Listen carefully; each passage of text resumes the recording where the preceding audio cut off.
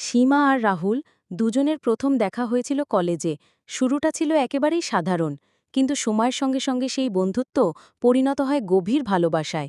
ক্লাসে শেষে ক্যান্টিনে চা খাওয়া, লাইব্রেরির কোণে বসে পড়াশোনা, শহরের অলিগলিতে ঘুরে বেড়ানো, সব জায়গাতেই তারা একে অপরের সঙ্গ খুঁজে পেত।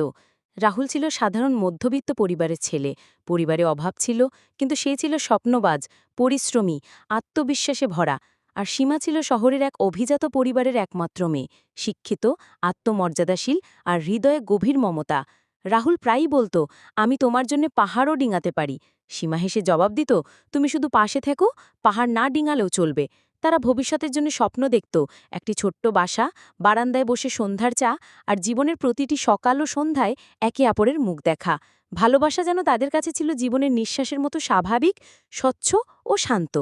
কিন্তু জীবনের গল্পে সবসময় প্রেম জয়ী হয় না। সীমার পরিবার কখনোই রাহুলকে মেনে নেয়নি। তাদের কাছে আর্থিক অবস্থান, সামাজিক মর্যাদা, পারিবারিক স্ট্যাটাসই ছিল প্রথম বিবেচ্য। রাহুল তাদের চোখে যথেষ্ট কিছু ছিল না। সীমা অনেক বোঝানোর চেষ্টা করেছিল, কিন্তু পরিবারের সিদ্ধান্ত ছিল কঠোর ও একতরফা।